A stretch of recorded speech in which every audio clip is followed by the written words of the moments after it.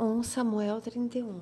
E aconteceu que, em combate com os filisteus, os israelitas foram postos em fuga e muitos caíram mortos no monte Gilboa.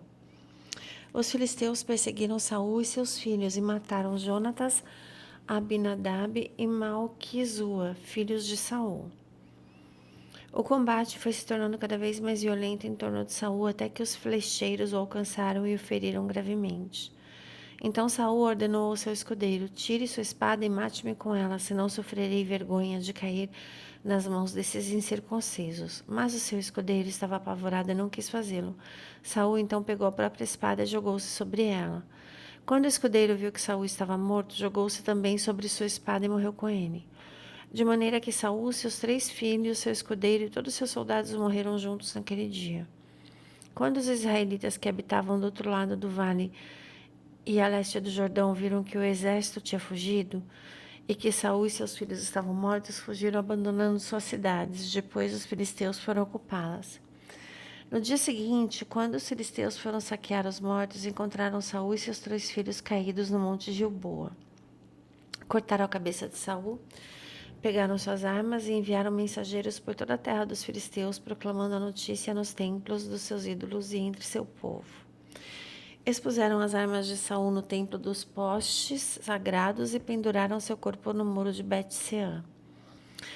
Quando os habitantes de Jabes Gileade ficaram sabendo do que os filisteus tinham feito com Saul, os mais corajosos dentre eles foram durante a noite a Bet-Sean. Baixaram os corpos de Saul e de seus filhos do muro de Bet-Sean e foram para Jabes, onde os queimaram. Depois enterraram seus ossos debaixo de uma tamargueira em Jabes e jejuaram por 7 dias. 2 Samuel 1. Depois da morte de Saul, Davi retornou de sua vitória sobre os amalequitas. Fazia 2 dias que ele estava em Ziclag, quando no terceiro dia chegou um homem que vinha do acampamento de Saul com as roupas rasgadas e terra na cabeça. Ao aproximar-se de Davi, prostrou-se em terra em sinal de respeito. Davi então lhe perguntou: de onde você vem? Ele respondeu: fugi do acampamento israelita. Disse Davi: conte-me o que aconteceu. E o homem contou: nosso exército fugiu da batalha e muitos morreram. Saul e Jonatas também estão mortos. Então Davi perguntou ao jovem que lhe trouxera as notícias: como você sabe que Saul e Jonatas estão mortos? O jovem respondeu: cheguei por acaso ao monte Gilboa e lá estava Saul apoiado em sua lança. Os carros de guerra e os oficiais da cavalaria estavam a ponto de alcançá-lo. Quando ele se virou e me viu, chamou-me gritando e eu disse: estou aqui. Ele me perguntou: quem é você? Sou uma amalequita, respondi. Então ele me ordenou: vem aqui e mate-me. Estou na angústia da morte, mas ainda vivo. Por isso aproximei-me dele e o matei, pois sabia que ele não sobreviveria ao ferimento. Peguei a coroa e o bracelete dele e trouxe-os para ti, meu senhor. Então Davi rasgou suas vestes e os homens que estavam com ele fizeram o mesmo. E lamentaram, chorando e jejuando até o fim da tarde, por Saul e por seu filho Jonatas, pelo exército do Senhor e pelo povo de Israel, porque muitos haviam sido mortos à espada.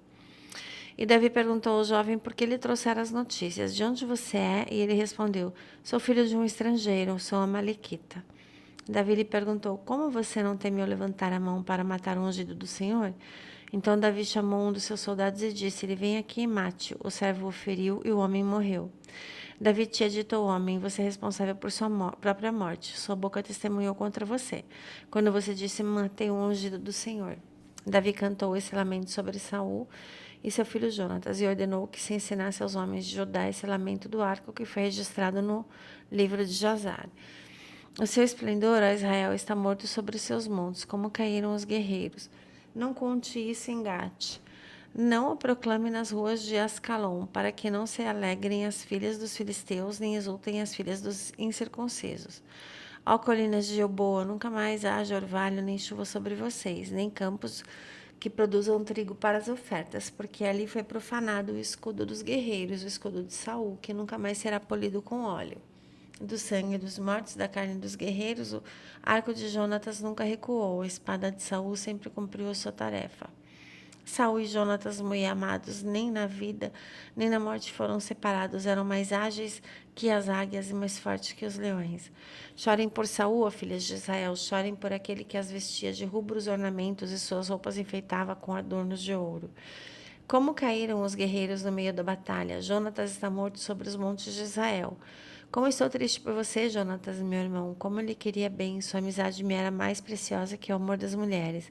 Caíram os guerreiros, as armas de guerra foram destruídas. Glórias a Jesus.